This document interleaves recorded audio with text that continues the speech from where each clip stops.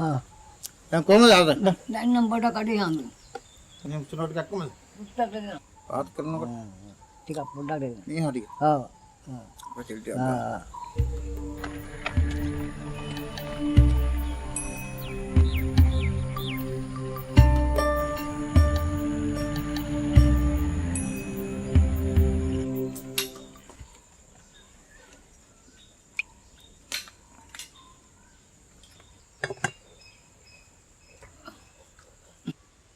අපේට පත්තුව ගාව බලමු. ආ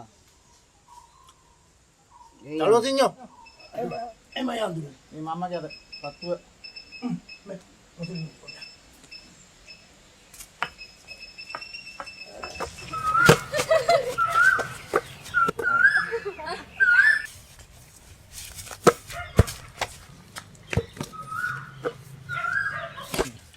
Oh.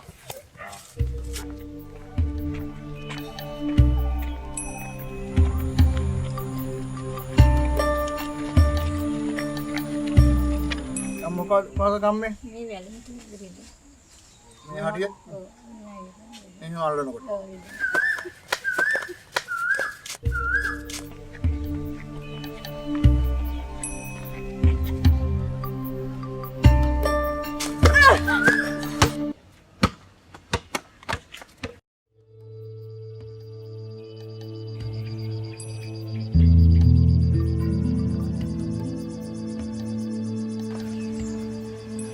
Sorry.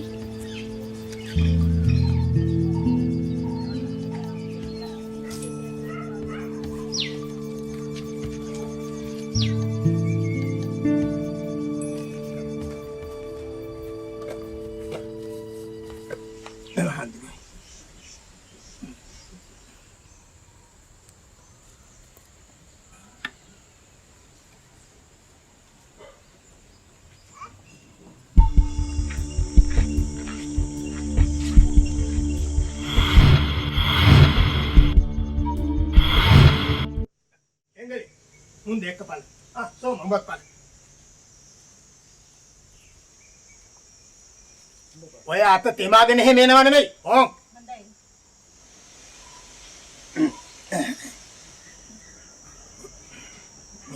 අපේ හාමුදුරුවනේ. පොඩි නම වඩින වෙලාවත් පහ වුණා. මොකෝ දන්නේ ඇසුනම්බු.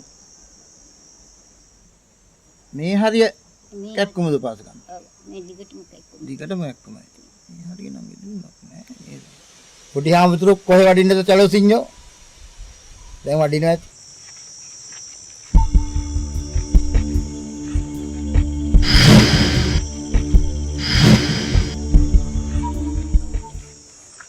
ඔය කියනකොටමත් වඩින්නේ.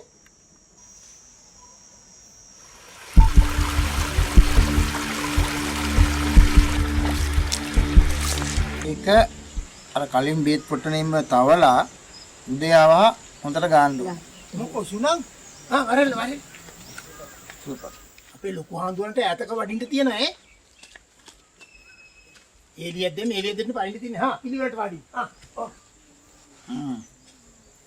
එන් කොහොමද අත? නෑ.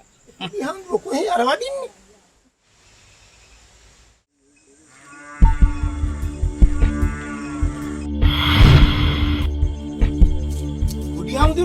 පොඩි හාමුදුරුවනේ. කොහේ වඩින්න කාරි නෑ. අවශ්‍ය බෙහෙත් ඖෂධ මම ගෙනාවා.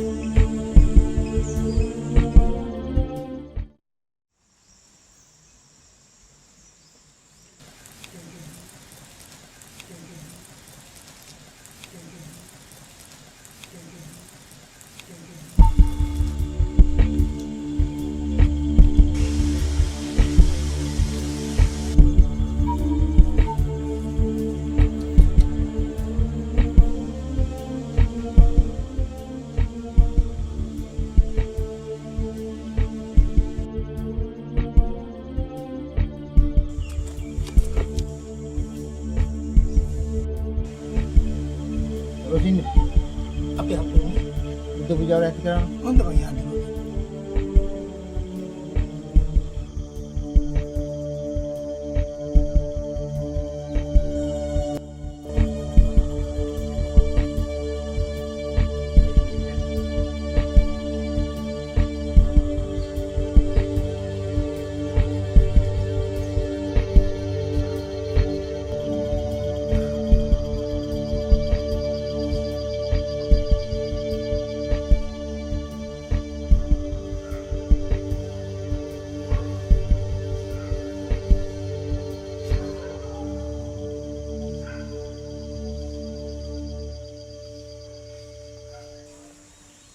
හාමුදුරුවනේ. මට තේරෙන පොඩි හාමුදුරුවෝ. අද ඔබේ සිත හරි නොසන්සුන්. ඇයි? ලෝකේ සමහර දේවල් ඉදිරියේ මට මාව දරා ගන්න බැහැ හාමුදුරුවනේ. ඔය සිත සංසුන් කරගෙන ආනාපාන සති භාවනාව වඩන්න. එහෙමයි හාමුදුරුවනේ.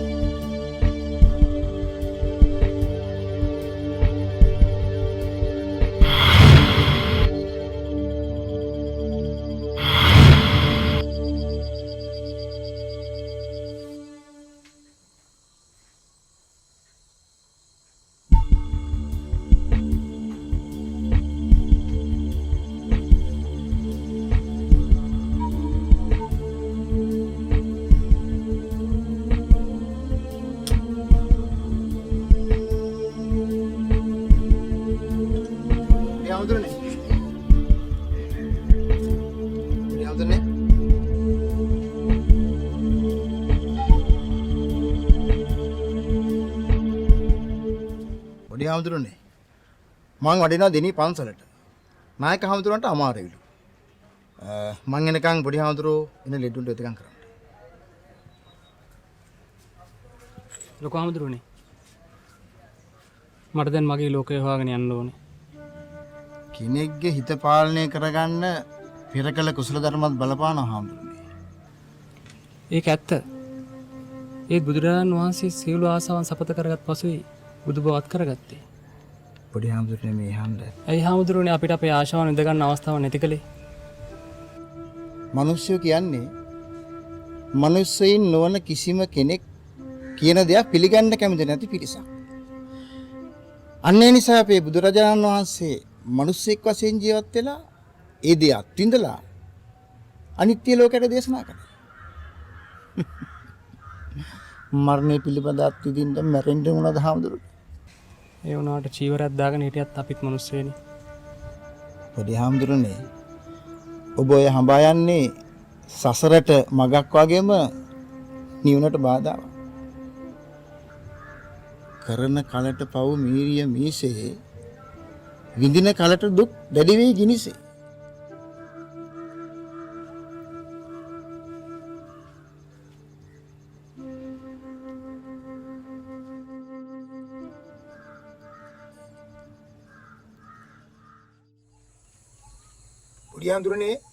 පොඩි හාමුදුරනේ මොකද චලෝ සිඤ්ඤා?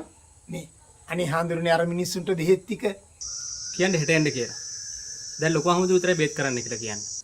අනේ හාමුදුරනේ උදේ ඉඳන් මේ මිනිස්සු ටික ඉන්නේ. මම දැන් ලෞකික දේවල් අත ගන්න කැමති නැහැ. අරවල යවන්න.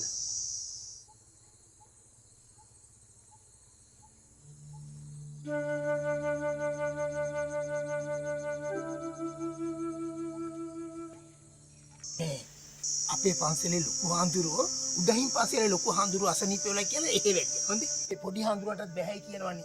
ඒ හින්දා ඔයගොල්ලෝ අද ගිහිල්ලා හෙට උදෙන් ඉන්නේ. හරි නෑනේ? හොඳයි.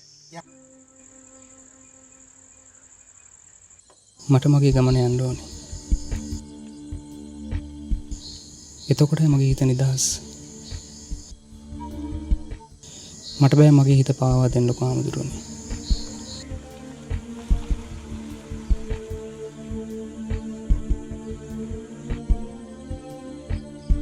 මට සමාව වෙන්න බුදුහාමුදුරනේ.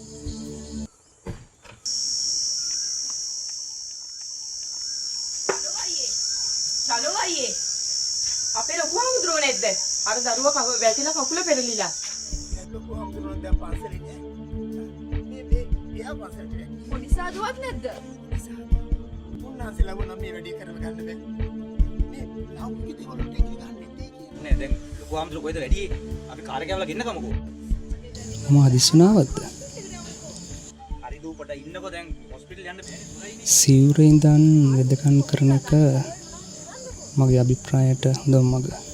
ලොකු හාමුදුරුවෝ නැතිකොට මොනවා කියලා කරන්නේ? මොකද චනසින්යෝ? පොඩි හාමුදුරුවනේ. මේ දරුවා කකුල පෙරලා ගෙන. වැඩි කරන්න කියනවා.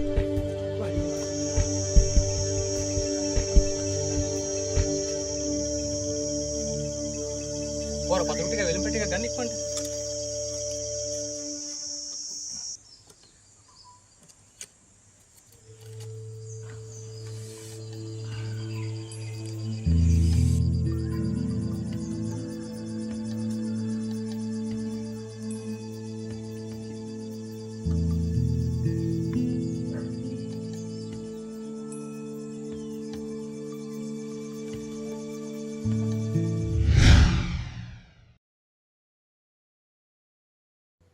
ලොකු හාමුදුරුවනේ ගිලම්පස කෝප්පේ කූඹිනේ. ඇයි මේ තරම් කූඹි පැණි රසට කැමති? ඒ ඔවුන්ගේ පියතම ආහාරය හින්දා පොඩි හාමුදුරනේ. ඇයි ඒ සතුන් පැණි රසට ආසම නිසා ජීවිතය නැති කරගන්නේ? යමෙක් යම් කිසි ආසාවකට ලොල් වී බැඳීමකින් බැඳෙන්නේ නම් ඔහු සසර දිග්ගු කරගන්නවා පමණක් නොව විනාශයද ලං කරගන්නවා. හරියට ඔය ගිලම්පසට වැදිච්ච කූඹින් වගේ. තීරණවද පොඩි හාමුදුරනේ?